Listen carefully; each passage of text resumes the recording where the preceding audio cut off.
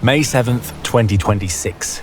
Three of America's most advanced warships, United States Navy Arleigh Burke-class guided missile destroyers, are making their way through the waters of the Strait of Hormuz, when suddenly the destroyer's radar screens erupt in a burst of blips and beeps. Alarms sound out and early warning systems activate as dozens of Iranian assets are detected. Fleets of small boats, swarms of drones, and even salvos of anti-ship missiles are all heading directly towards the Arleigh Burke destroyers. The US Navy warships have just sailed directly into an enemy ambush. This is the work of the Iranian Ayatollah, and it's a clear statement. A message that Iran has no intention of allowing military vessels to patrol these waters uncontested. It can and will strike back with everything it has at its disposal.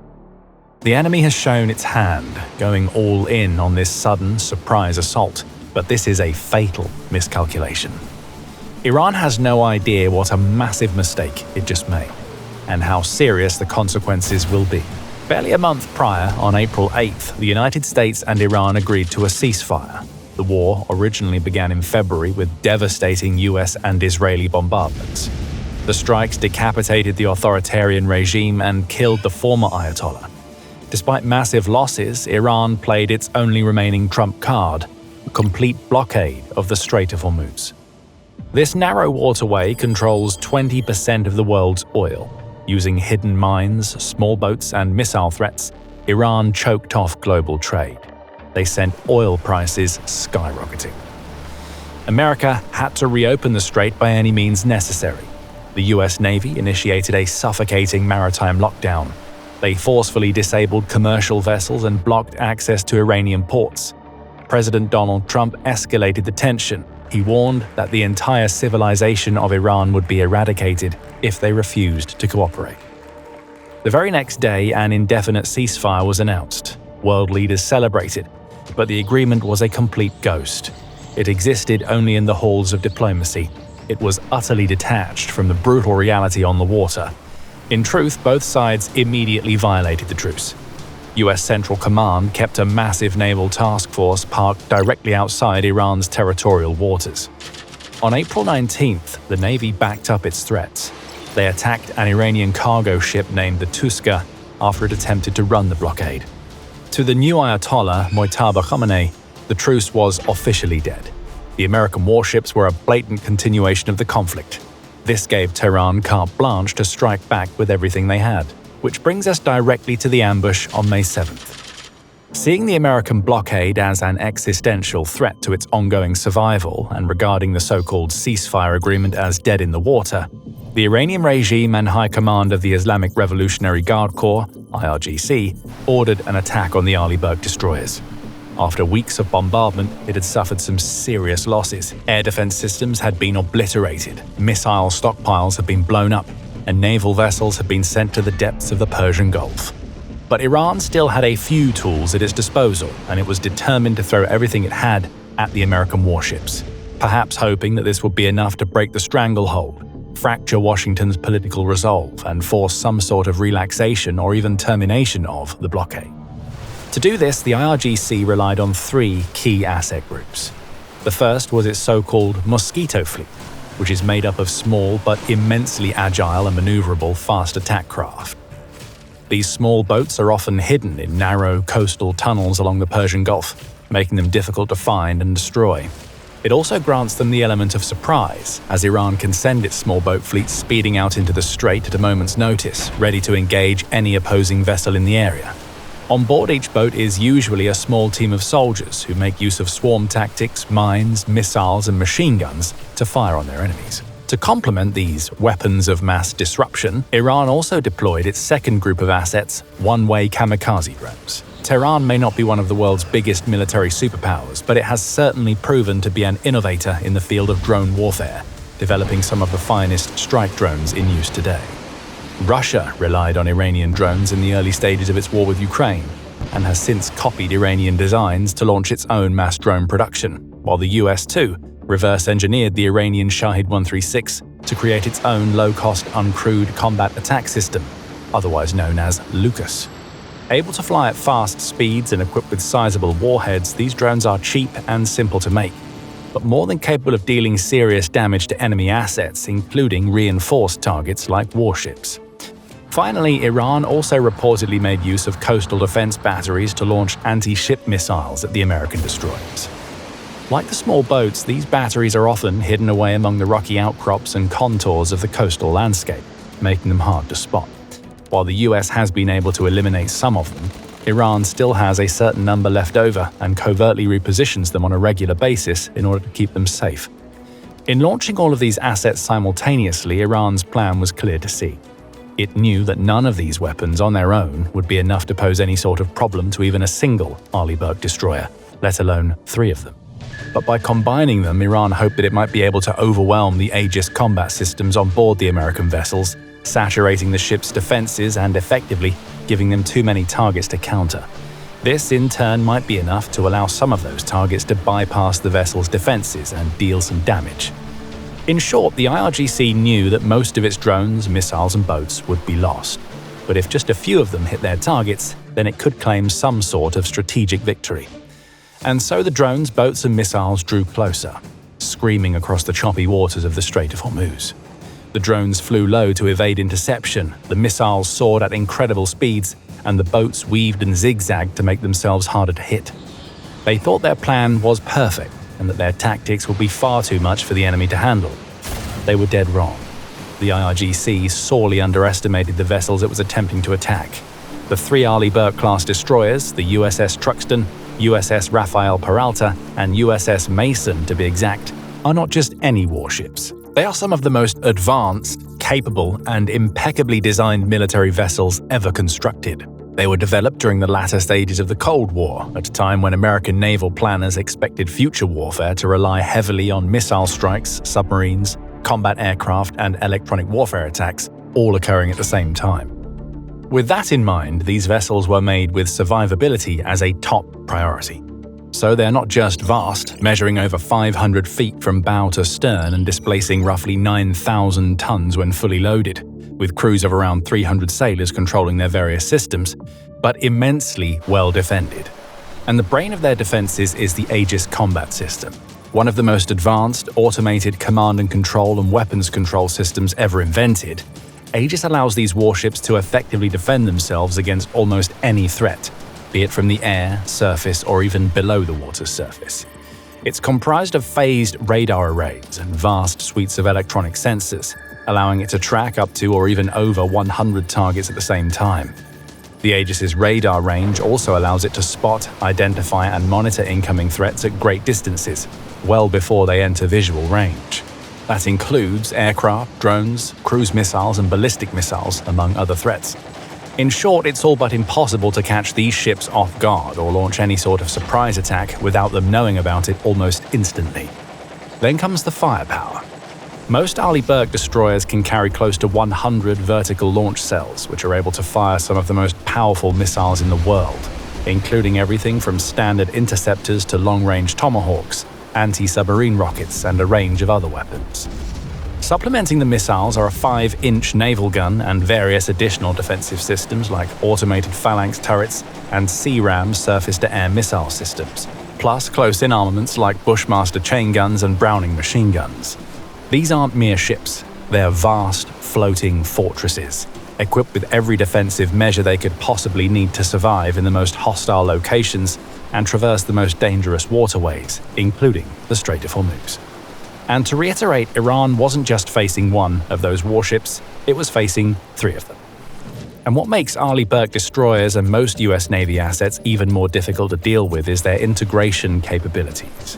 These ships aren't just designed to operate independently, but as part of larger networks.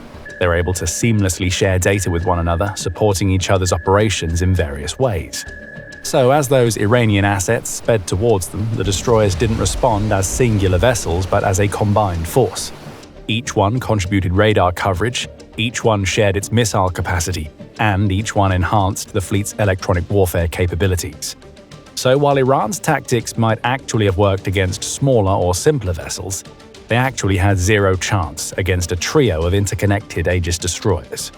And the minutes that followed proved just how outmatched the Iranians were. They'd brought blunt knives to a gunfight, and they soon learned what a disastrous mistake they'd made. Inside the combat centers of the Truxtun, Mason, and Rafael Peralta, the transition from tense surveillance to active combat was almost instantaneous. The US had no intention of waiting around and allowing any offensive Iranian assets to get any closer than necessary. They'd already had numerous encounters with the country's drones and missiles in the previous weeks, and they knew that the IRGC wasn't in the habit of backing down or withdrawing. Once it began an attack, Iran saw it through, and this would be no different. Commanders authorized the immediate deployment of the warship's layered defenses, and the full force of Aegis was unleashed. The system effectively took over defensive operations. Sensors swiftly detected incoming threats. Radars tracked targets speeding across the strait. Aegis prioritized the most important and threatening targets and activated the most appropriate measures to nullify them. From the forward decks of the three destroyers, vertical launch cells erupted in spectacular displays of smoke and fire as interceptor missiles surged into the sky, seeking and destroying the Iranian anti-ship missiles and explosive drones far from their intended targets. As the Mosquito boats drew within weapons range, the American destroyers relied on their heavy deck guns to blow them out of the water, while small-caliber gun teams darted across the decks, raining down additional fire on any stragglers left behind, filling the air with the steady sounds of automatic gunfire. The US also deployed Navy Seahawk helicopters to launch Hellfire missiles at the enemy's vessels, while additional aircraft also provided fire support from the skies. Despite the intensity of the Iranian onslaught and the levels to which the IRGC had gone in order to try to saturate the American defenses, after several hours of combat, the US military reported that none of its warships had sustained any significant damage. No sailors had been injured, and no losses were reported. The Ayatollah's opening gambit had been an abject humiliation. It was a serious setback for the regime, which was already reeling after suffering such heavy losses up to that point. Washington, meanwhile, was left with two big decisions to make. Should it retaliate, and if so, what should that retaliation involve? The US couldn't allow the Iranian assault to go unanswered. If it did, the IRGC would most likely just spend some time regrouping, preparing yet another assault force, and orchestrating yet another attack against American vessels. It had to respond. It had to send a message that this sort of behavior would not be tolerated, and that any attempted attack from Iran would result in them being hit far harder and with far more serious consequences. The US had to effectively dissuade and deter the regime from repeating its antics in the future. But that was only part of the plan. The Navy's bigger and broader objective was to actually make Iran's attacks much harder to execute, nullifying the enemy's ability to conduct future operations of this kind. To do that, it couldn't just blow up a few small boats or coastal batteries. It had to strike at the core infrastructure that made these assaults possible. To identify that infrastructure, you only need to look up maps of Iran, specifically the country's southern coastline, which looks out across the waters of the Strait of Hormuz.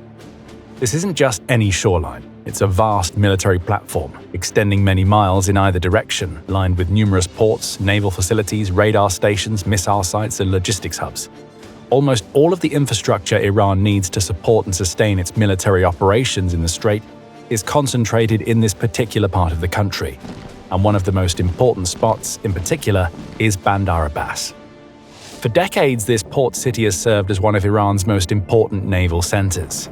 Warships are docked there, vast quantities of supplies pass in and out, huge numbers of personnel transit through the area, and the port's location provides the IRGC with almost instant, direct access to the Strait of Hormuz.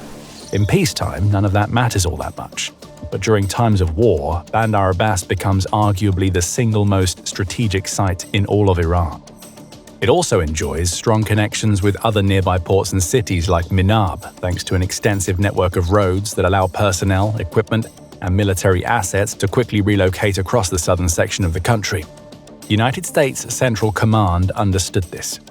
It realized the importance of Bandar Abbas and other Iranian port cities long ago, and it identified them as key targets to strike if and when the need arose. That time had come. The order came through. As a direct response to the attack on the destroyers, the US was to launch attacks on Bandar Abbas and the island of Qeshm, which sits within the Strait of Hormuz itself, separated from the Iranian mainland by the Clarence Strait. The largest island in the Persian Gulf region, Qeshm has become infamous for its so-called missile cities, and has been a critical location for the IRGC to hide missile batteries, small boats, and other weapons that it's used on a regular basis in attacks across the strait. While the military didn't provide details about which targets in particular were struck, it's likely that these attacks focused on some of the most important military infrastructure in these locations, like missile batteries across Qeshm and logistical nodes in Bandar Abbas. President Trump called the strikes a mere love tap in response to Iran trifling with the Navy, going on to confirm that the ceasefire was, for all intents and purposes, still in effect. But as the weeks that followed would prove, Iran strongly disagreed with Trump's assessment. The IRGC had suffered a humiliating defeat on May 7th. Licking its wounds and facing the prospect of the absolute annihilation of its coastal missile batteries, small boat fleets, and naval bases in Bandar Abbas and Qeshm, the leadership of the Iranian military realized that something had to change. Any more direct, open engagements with the United States Navy would likely play out the exact same way. The country's opponents simply possessed too much steel. Its defenses were too strong and Iran's offenses were too weak to even dent them. The IRGC had almost no hope of matching their enemy in open water, nor could they do anything to counterattack America's precision airstrikes. It was beaten and bruised, but not entirely out of the fight. There had to be another way, something sneakier, more insidious. And then the light bulb moment came: mine warfare. This was the answer. The Strait of Hormuz is uniquely vulnerable to naval mines for several reasons. First, it's quite shallow, making it easier to deploy mines with the potential to deal massive damage to any ships that pass too close. Second, despite being such a crucial waterway and playing such a huge part in global trade, it's remarkably narrow, with the main shipping lanes just a couple of miles wide. If the IRGC was able to lay mines in the right place, it could effectively paralyze all traffic, both commercial and military, through the strait and force the American warships out, at last, as even they wouldn't want to run the risk of having holes blown in their bellies from below. Working in its favor was the fact that the IRGC is believed to possess quite a significant stockpile of these mines, with various models ranging from relatively rudimentary contact mines to more advanced models with sensitive sensors to respond to changes in acoustics or water pressure. All Iran had to do was sow its explosives like seeds across the strait to stem the flow of traffic once and for all, and force the US back to the negotiating table with one arm tied behind its back. The challenging part was actually planting the mines without being detected and stopped. To do that, Iran once more turned to its small boat fleet. Using covert, low-profile boats, often designed to resemble civilian vessels or painted in dull and non-reflective colors to help them blend in with the water, and relying on the cover of darkness too, the IRGC hoped that this tactic would prove successful.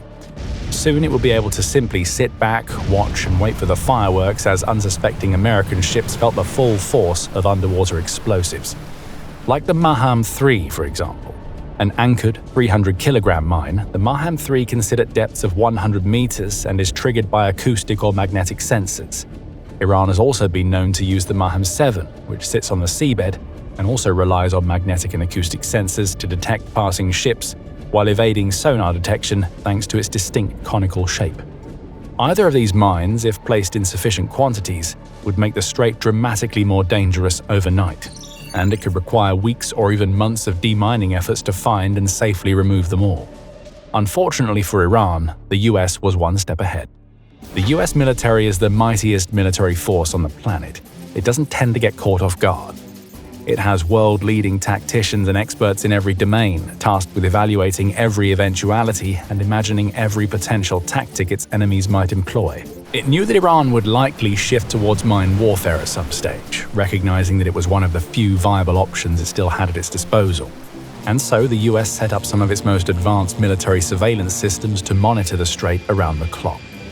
It wasn't just relying on the world-leading radars of the Arleigh Burke destroyers, but state-of-the-art surveillance drones, sonar systems, maritime patrol aircraft, acoustic arrays, and more. It had constant eyes in the skies, across the waters, and even under the surface, watching and waiting for any sign of danger, ready to sound the alarms at a moment's notice.